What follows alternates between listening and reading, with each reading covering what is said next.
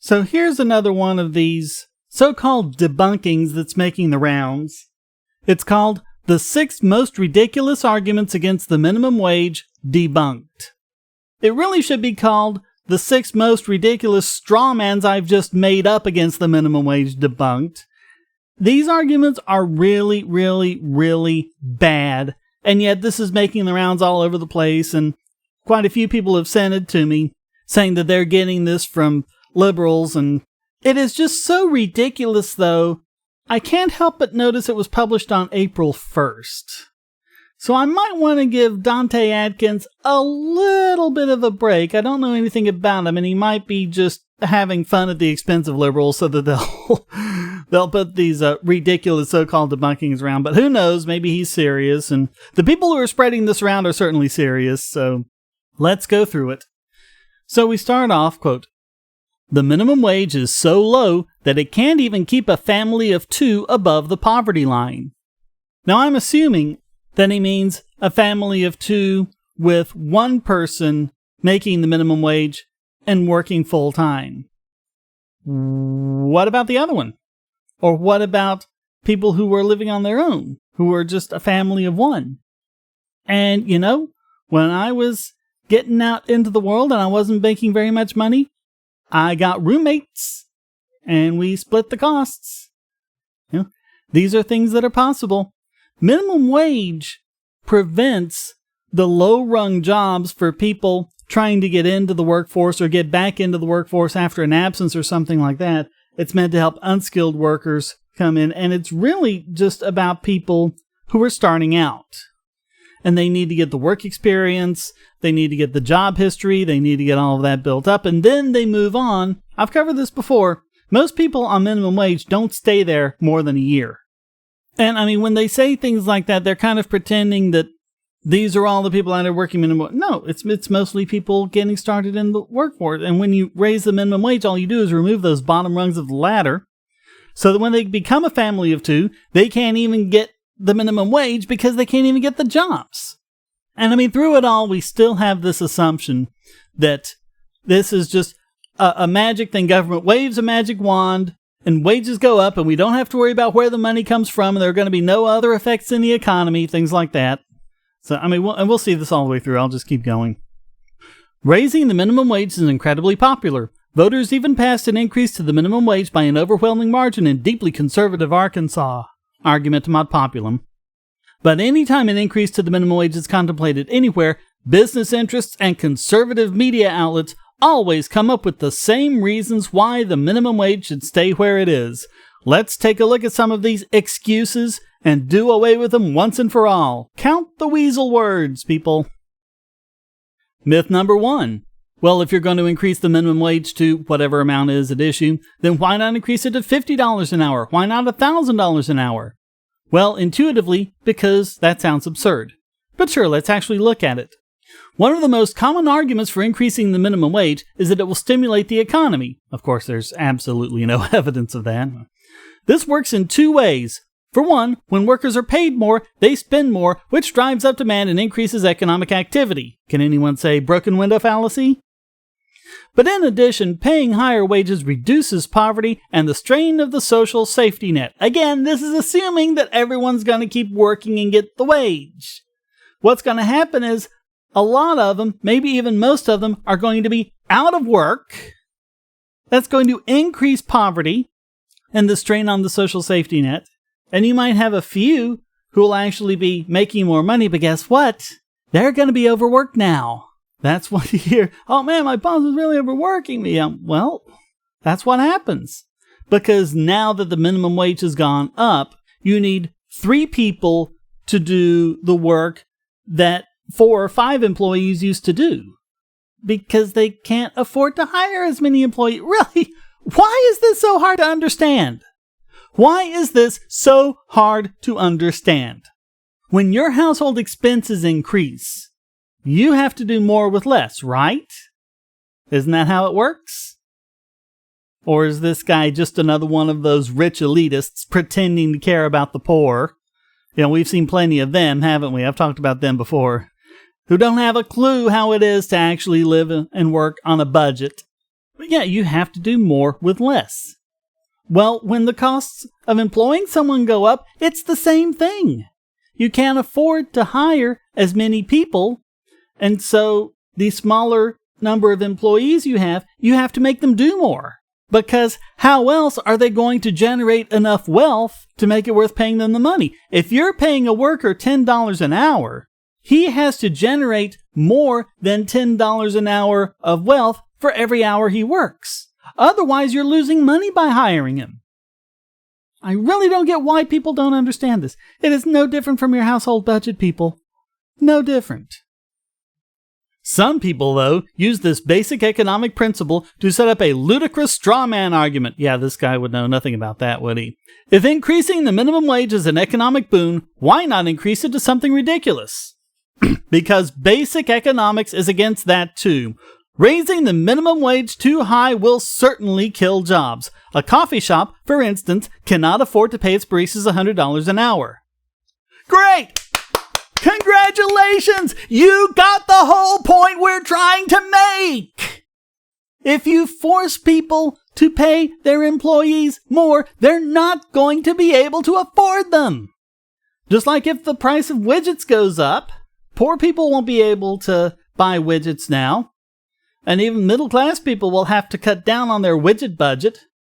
Well, let's see if we can get by with, 3 widgets this month instead of 5 or 6. Who can afford to have the widgets? That's the rich. Well, it's the same thing here. Increase minimum wage, and the small businesses are the ones that are going to be hurt. They're going to have to struggle to pay their employees more. They're going to have to massively downsize. Many of them will go out of business entirely because of it. Of course, that's the unseen. We've talked about this before, the seen and the unseen. Yeah, so this is the whole point. If you want to see what a small effect has, think about what a larger effect it has and scale back. I've covered this before too. Because when they do these minimum wage studies, they're pretty much all the same. When they try to make a minimum wage study that shows no disemployment effects, they look at tiny increases in the minimum wage. And then they say things like, the disemployment effects were indistinguishable from zero. Well, what does that mean? You can't directly measure something at zero because every measurement has a margin of error. So what you're saying is you can't distinguish between zero and a very small effect. Now let's think about these two theories. In essence, you have the theory of classical economics, which says that any minimum wage increase is going to have a disemployment effect. A small minimum wage increase is going to have a small disemployment effect, maybe too small to show up among the statistical noise, but it'll still be there.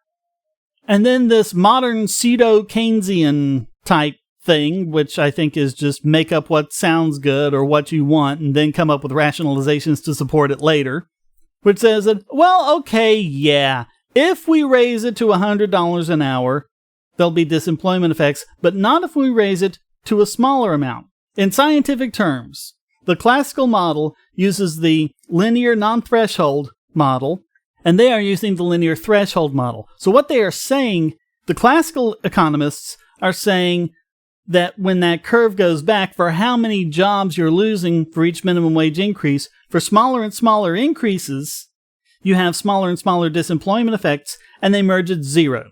No minimum wage increase means no lost jobs due to a minimum wage increase because there isn't a minimum wage increase. And yes, that would mean that jobs are gained if you lower the minimum wage. But what they're saying is that there's a threshold. There's some point above zero where it crosses that line, where you can raise the minimum wage and still have no disemployment effects. Okay, but the thing is, how do you tell that? I covered this in another video.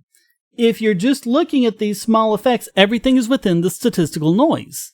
So you do a study where there's a tiny amount of minimum wage increase, and you predict that there will be this tiny amount of disemployment effects, but that amount of disemployment effects is not big enough to show up among the statistical noise. Now along comes one of these new Keynesians to say, well, I predict that at that level there will be no disemployment effects. Well, that study cannot distinguish between those two theories. It cannot distinguish between a result that is no increase and an increase so small it doesn't show up in the statistical noise. So if one is predicting 0 and the other is predicting a small result so small that it's statistically insignificant, that study cannot distinguish between the two theories. So what do? You look at the larger ones. What effects do larger increases have on disemployment effects once other factors are controlled for? That's easier to measure, and once you get a whole bunch of those, you can do a regression analysis, plot your line backwards, and find out where it crosses. And every time that's been done, it's crossed at 0. Even a tiny minimum wage increase will have tiny disemployment effects. And all this argument is doing is just showing that. So when he says, well, of course it'll destroy jobs. Yeah, that's the whole point.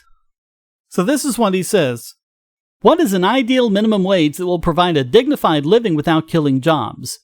It obviously varies by location, but Los Angeles Mayor Eric Garcetti commissioned a study on the issue and found that a citywide minimum wage of $13.25 an hour would provide a significant economic stimulus with negligible job loss. Yeah, and we know how reliable those studies are, don't we?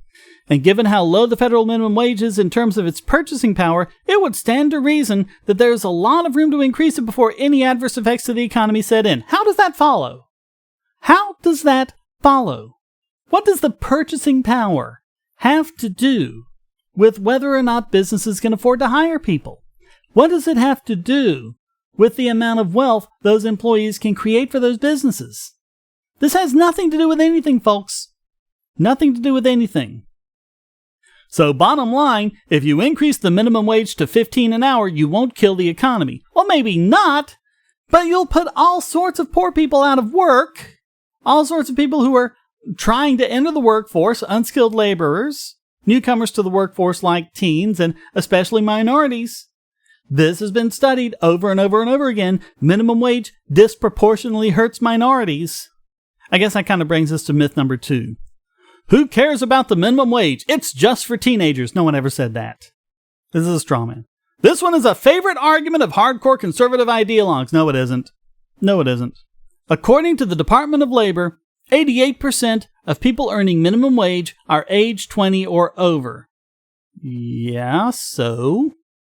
And despite the racist argument, the race card, what's in your wallet? By Representative Tom McClintock, that the minimum wage is designed for unskilled minorities. What? It's not his fault that there are all these minorities who are unskilled. That is a problem we have to deal with. But the way we deal with that is by giving them skills, and the way we do it is with these entry-level unskilled jobs. When you bump up the minimum wage, it's kind of like in the Hudsucker Proxy. You know, when the main character first gets off the bus and he's looking for work and everything says, experience required, experience required, experience required. Yeah, I've experienced this too. A few years ago, I was just trying to find a part-time job just to help me over the hump.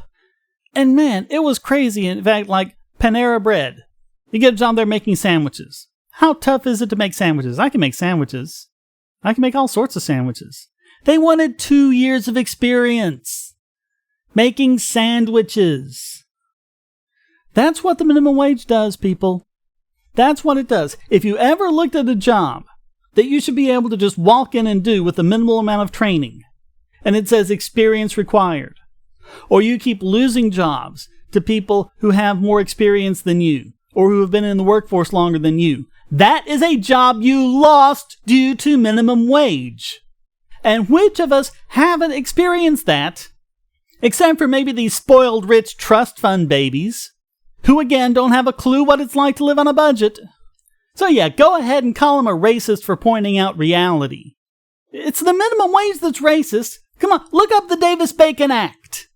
Look up what they said. That's what it was for. The first federal minimum wage. That's what they said it was for. To stop black people from getting government contracts. The first state minimum wage was Massachusetts, and it was done specifically to keep women out of the workforce. That's what it does. It prices the competition out of the workforce. so that the teenagers and the blacks and the immigrants and all like that won't take our jobs. That's what it was for, people. That's what they said it was for. They came right out and said that's what it was for. And yes, it was these same Democrats, the same Democrats behind the Jim Crow laws and all the other racist crap. And don't give me any of this bull crap about, well, they switched Democrats and Republicans in the 50s. No, they didn't. No, they didn't. The Democrats filibustered the Civil Rights Act in the Senate, trying to stop it.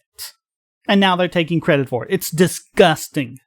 Democrats, liberals, and progressives are just as racist as they always have been. They just have better rhetoric and they're able to hide it now.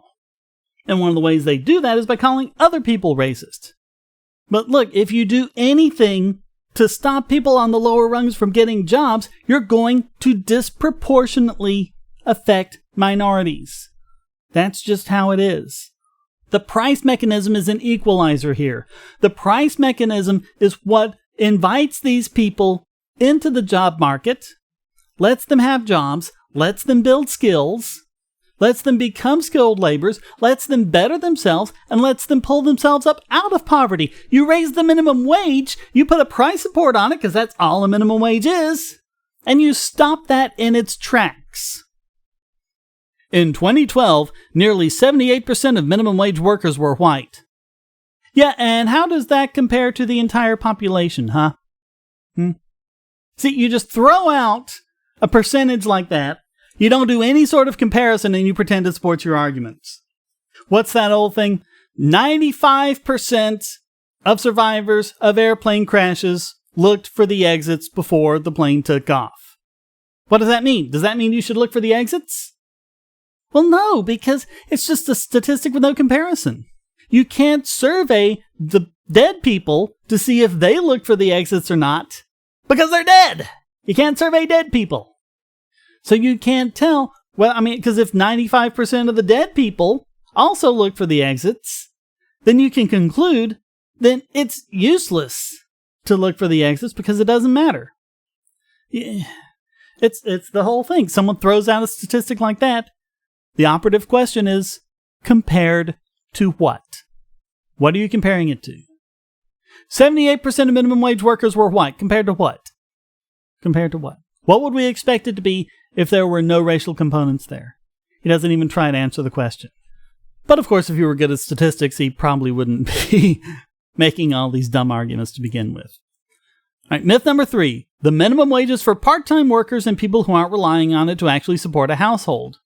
It's based on the idea that minimum wage work is just for supplemental income and part-time work. According to the Department of Labor, over half of people paid a minimum wage work a full-time schedule, and minimum wage workers contribute 46% of their household's income.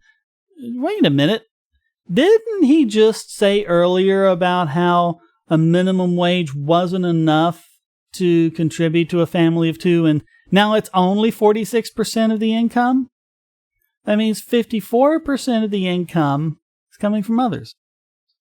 In other words, minimum wage work isn't just supplemental. 46%, I think you pretty much have to be over 50% for it not to be supplemental. Many households are relying either fully or substantially on full-time minimum wage work to pay the bills. Again, 46% is not fully or substantially. This is idiotic. For millions of agricultural workers, fast food workers, and retail workers, minimum wage labor isn't a supplement, it's what they depend on to survive. Outright lie! All of these jobs, starting out, pay higher than minimum wage. You get work in retail, you start off higher than minimum wage. You get a job at McDonald's, you start off higher than minimum wage. There are only 3% of the population working minimum wage. That's it. Just 3%. Liar, liar, liar. The minimum wage is the highest it's ever been, so we don't need to increase it. No one makes this argument. Come on, no one makes this argument. I would skip this, except there's something in there we need to talk about. The problem is this pesky thing called inflation. In a healthy economy, both wages and prices will continue to rise. No, they won't. No, they won't.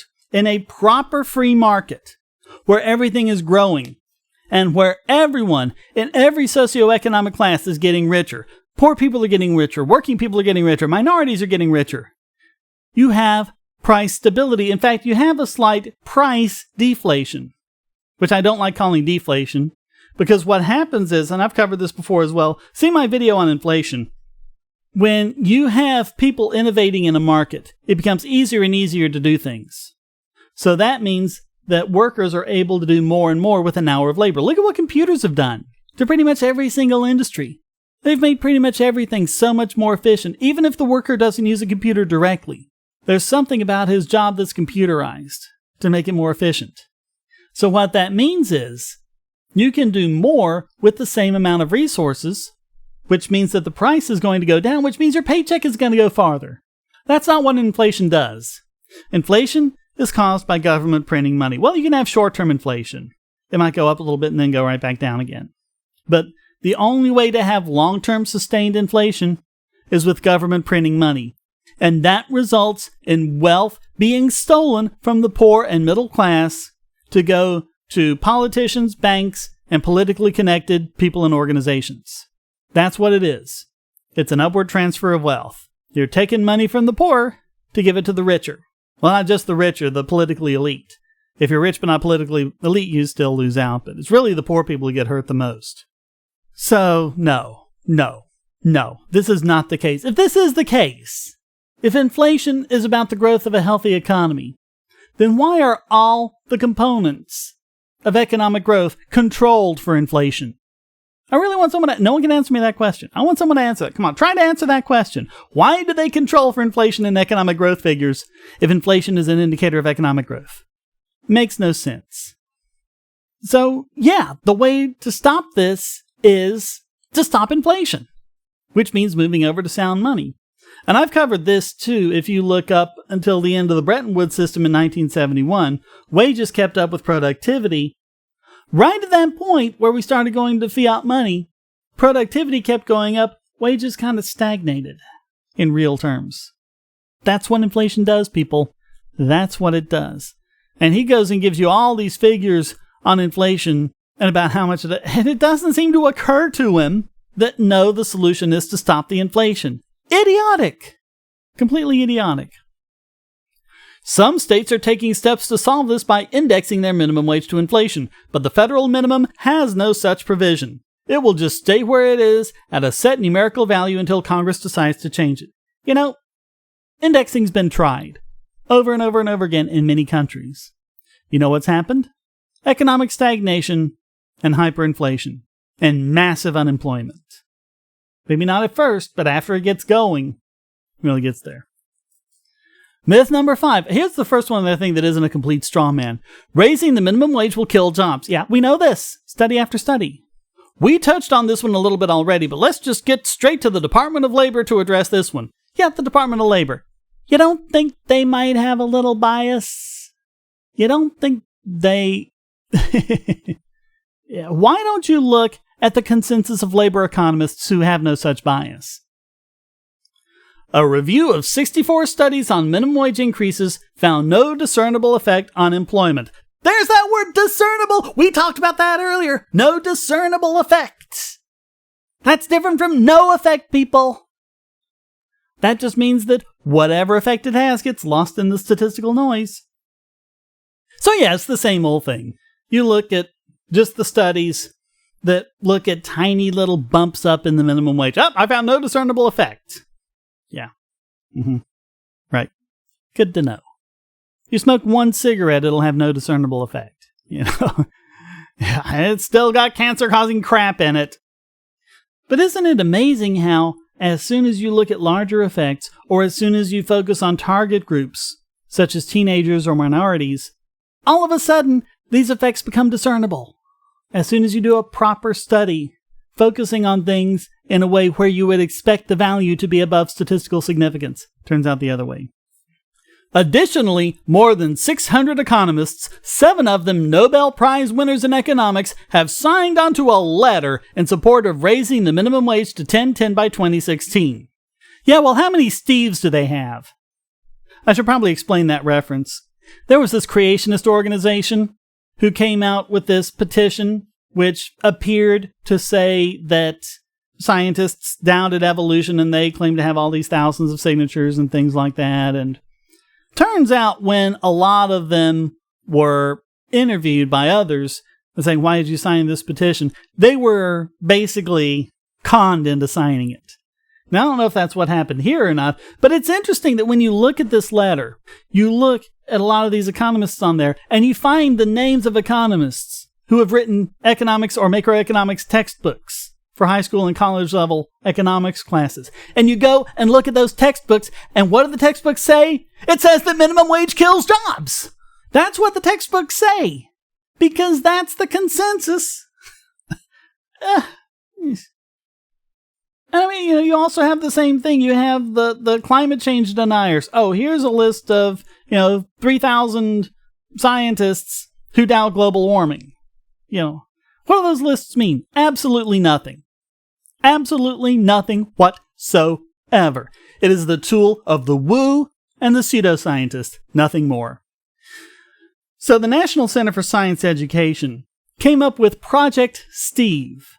And in this case, they have a petition, which they're not serious about. They're lampooning it, is going to be evident here in a minute. They're just lampooning how ridiculous these petitions are. But, this petition is actually worded properly to say, no, evolution is real, it's a fact, that's what happens, and that's what should be taught, and there's no good reason to doubt it. It's, there's no real way to worm out of that one. And so they got signatures from hundreds and hundreds and hundreds of actual scientists, all named Steve. And even when they limited themselves to scientists named Steve, they were still able to get more signatures than the creationists did. So, yeah, these petitions are meaningless, people. More than 600 economists, again, compared to what? If we were to look at the professions that these economists were in and look at their experience and their publication history and then kind of expand our circle out to all of the economists who fit those profile, how many thousands upon thousands upon thousands upon thousands upon thousands do you think there would be? So, yeah, these petitions mean nothing. It means nothing. Myth 6. Raising the minimum wage is bad for business. Raising the minimum wage will be good for workers and good for the economy overall. No, it won't. But what about its impact on the business community? It's commonly argued that raising the minimum wage will hurt businesses by making them less profitable and decreasing their value to shareholders. But that's not necessarily the case, as the classic comparison of Costco and Walmart proves. Now, why is he looking at two big corporations? Why isn't he looking at small businesses? Here's a hint, folks. The big corporations like minimum wage increases. Oh yeah, occasionally they'll make a show to oppose the minimum wage. No, don't raise the minimum wage. No, Brad Fox, don't throw me in the briar patch. But the fact is, minimum wage increased the cost of doing business. Big corporations are much better able to handle those costs than the small businesses. It's these small businesses that you have to worry about. Small businesses are the lifeblood of the economy, and they're being decimated by one bad government policy after another. So he's just looking at these big corporations, which he seems to feel have these enormous vaults of gold galleons at Gringotts so they can just dip into to pay the minimum wage. What about the little guy? What about the little guy? He doesn't mention the little guy. He doesn't care about the little guy. Just another rich, elitist, progressive, pushing his agenda and not caring who he hurts. Not caring about those small individual and family-run businesses. Not caring about someone who went together with a couple of friends or a couple of partners to get a business going to try to get some money in, hoping they can grow to the point where they actually can hire people and create jobs. He doesn't care about that. He doesn't get, there's not one word anywhere in this about them. Not one word. It is disgusting. All right, but let's look at this Costco-Walmart comparison. Costco and Walmart are two of the largest retailers in the United States, but they have far different philosophies regarding employee compensation. Costco's starting wage is $11.50 an hour. Their average wage is nearly $21 an hour. Walmart announced this year It would raise its starting wage to $9 an hour, and its average wage is $12 an hour, far lower than Costco's. Well, the first thing you notice is, these are all above the minimum. These are all above the minimum. I mean, wow, he doesn't even realize this, apparently. Assuming it's not a complete... I'm thinking more about... This has got to be an April Fool's joke. It has to be. Because he is... Wow. Oh, man. Okay, but we've got this comparison with Costco and Walmart. So why is Costco paying its employees more than Walmart? Well, it's because they have two completely different kinds of stores made on two completely different business models, which means that a Costco store that is the same size as a particular Walmart store doesn't need as many employees. How do they pay their people more? They don't hire as many. They have a business model that lets them do what they do with fewer employees. They don't hire as many people in a similarly sized store. So, yeah, again, thanks for a data point that supports our side. Given the large discrepancy in employee compensation, one might expect Costco to have much lower profitability, but this isn't the case. If you invested the same amount in both Costco and Walmart in 2005, your investment in Costco will be worth 4.5 times more right now. Yeah, because that's what's important, isn't it? Yeah, how much investors make. Well, okay, that is important. Let's not poo-poo that. But he's still ignoring the fact there's not one word in there about how many people Costco actually hire compared to Walmart. When you equalize everything out, the size of the store, the amount of business it does, things like that. So, a driving factor behind this is customer satisfaction. Better paid employees tend to be more satisfied in their jobs, which means they tend to take better care of customers, and that makes customers want to come back. Happier employees are also less likely to quit, which reduces turnover and training costs. Yeah, they know that. They know that. So why do you need a minimum wage? This has nothing to do with minimum wage. This is a reason why you don't need minimum wage. It's a reason why you don't need minimum wage. I'm going to skip this Motley Fool quote. I mean, if you're relying on the Motley Fool, geez. Costco's CEO, by the way, supports President Obama's effort to raise the minimum wage to $10.10 an hour. Yeah, what did I say earlier? What did I say earlier? The big corporations are out there going, raise the minimum wage. Except when one of them makes a show. Like, I think Walmart in one state made this show of, oh no, don't raise the minimum wage. Everywhere else they're going, raise the minimum wage. So that the liberals and progressives will have this one example to point to. See, Walmart doesn't want the minimum wage. Walmart doesn't want the minimum wage the way Brer Rabbit didn't want to be thrown in the briar patch. Stop falling for it. So what's the upshot? There is no good reason not to increase the federal minimum wage. It will help the economy, help workers, and even help businesses, so let's get it done already. It won't help the economy. We've established that. It won't help workers. We've established that. And the only businesses it'll help are the big corporations. It'll hurt the small businesses. You know, it's one of those things where it's not what you see, it's what you don't see. Well, it's not what's said, it's what's not being said. Nowhere are small businesses mentioned. The only time minorities are mentioned is when he tries to call the other side racist for pointing out the racist effects of the minimum wage. So, yeah, yet again, absolutely nothing. Absolutely nothing. These arguments against the minimum wage fail and fail and fail again. Until next time, stay strong and be free.